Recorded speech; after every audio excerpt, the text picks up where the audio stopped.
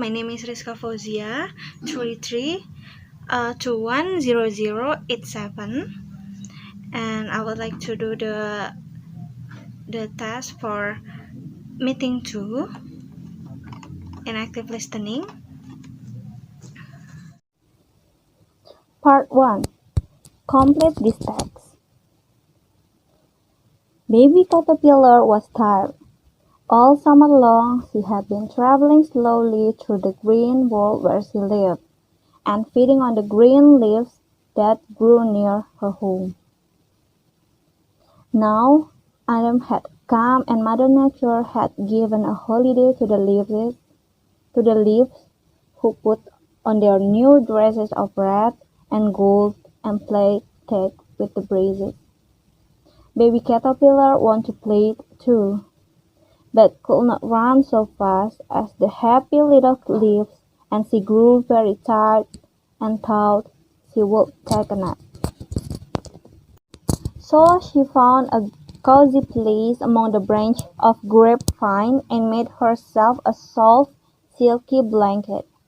Then she rolled herself away within it, and then, in her queer little cradle, went to sleep.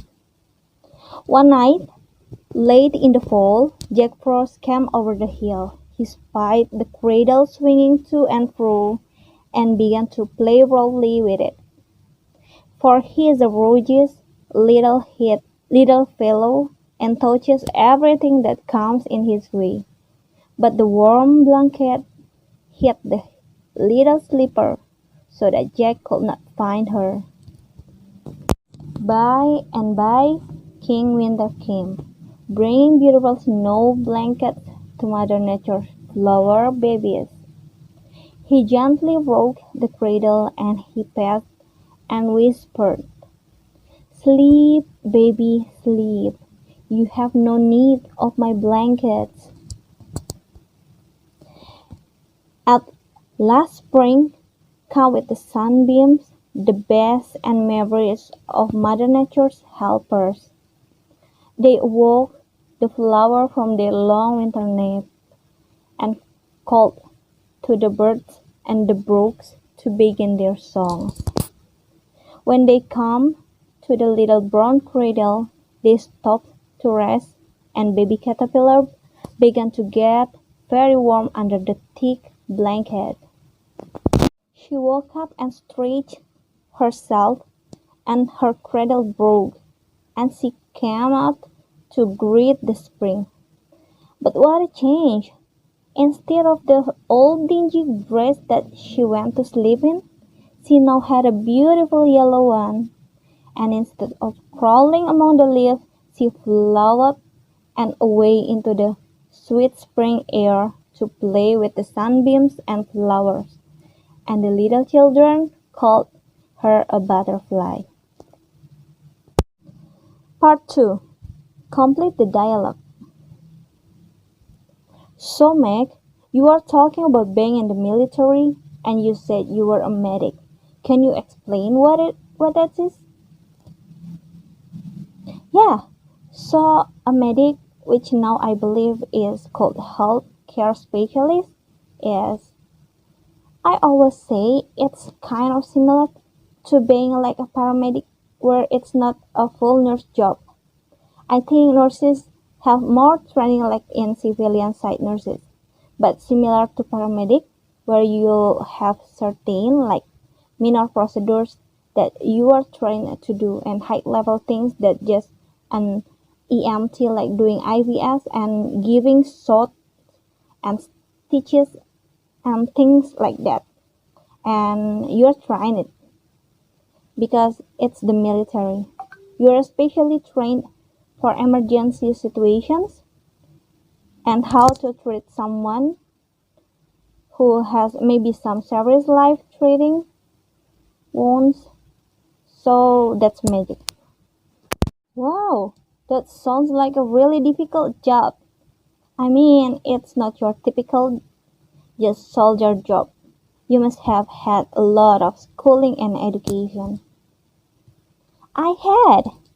Well, everyone got through the initial about 2.5 months like basic training, and that's more kind of basic combat skills and physical training, that kind of thing.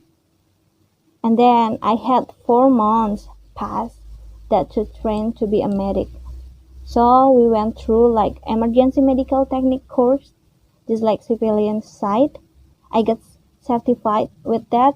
And then we had additional training for the military skills like IFs, EBS, and the emergency procedures, that kind of things. Right, can you explain what IVS? IV is an intravenous, like getting fluids into your body. So if you've been injured and you've lost a lot of blood, or maybe you are dehydrated and you need some fluid in your body quickly, then we stick a needle into your brain and then the fluids go in. And the needle comes back out but a little tube stays in. And then you can get fluids quickly that way. So anybody that's been to the doctor knows that's always kind of the anxious moment that the nurse or the person who's going to stick the needle in. Were you good at doing that? So once I learned how to do it, I think I was pretty good, and I actually enjoyed doing it, not in creepy way, but you know, it was, I guess, because I was decent at it, that it was a part of my job that I enjoyed. But for myself, before we went through that training, I actually became dehydrated and needed to get an IV myself. And I was terrified because I really hadn't had that before in my life. And so the nurse was going to come, you know, put the needle in my arm, and I was like, no, isn't there another? I will just drink a lot of water. And she was saying, are you going to be a medic? And I was like, oh, I haven't tried it yet. Don't do it. So yeah.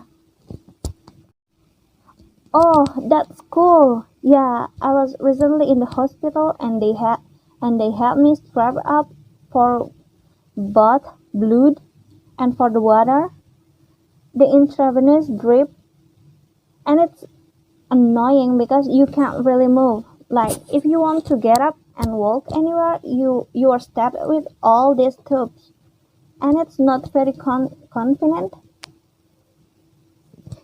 Yeah. Or at least you have to careful. When I was getting the IV, I didn't know that the needle doesn't stay in your arm. Now for some things, it does. For blood, maybe it's different. I'm not sure, but yeah. So I was trying to be so careful too, but you still want to go well, so you don't want to move very much. Right. So what percentage of people you say regot when they get the needle? Probably 90% or 95%. Oh, really? Yeah. Even two army guys will come in and they be like, "Oh, I'm fine in a bit. Well, we need to give you an IV," and they'll be like, "Oh, right, yeah, nobody like that. No." So you transition. You were in the medical profession and then you moved to education. Why did you leave the medical profession for education?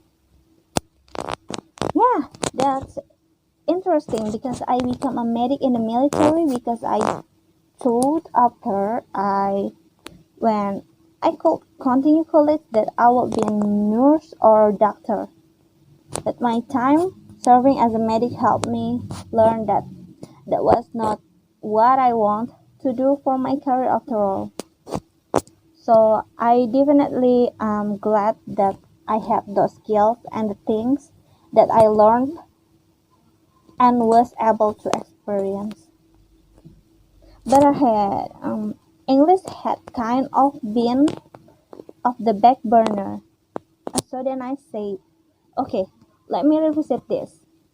And it led to English education. Oh, have you ever thought about being like an English specialist for people in the medical fields? Like teaching doctors and nurses? I guess I haven't thought about that specifically. Sometimes I thought about going back to military.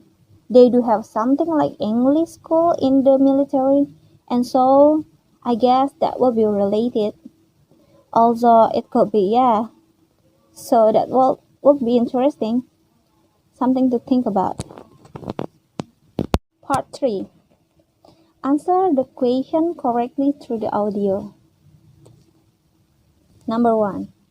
What kind of home would he want to have? The answer is dream home. Number 2. What would he like to live near? The answer is near land, so he wouldn't live near his neighbor. Number 3. What do they talk about? The answer is they talk about Mark's dream home. Number 4. What does he want in his ideal house? The answer is some lands which looks like the lands he visited in Bahamas. Number 5. Retell that conversation with your own word, giving the detailed information. So I will retell you about the conversation. It is Mark has been telling his friend about his dream home, which is a large to medium-sized house with a big yard and some land because he doesn't like to live near a neighbor. The house must have a big yard, which is not completely square and manicured. The house must have a big bedroom, kitchen, and 2 garages. And his wife will decorate the home, but he wants just one room for himself. So that's all the student task for meeting 2. Thank you.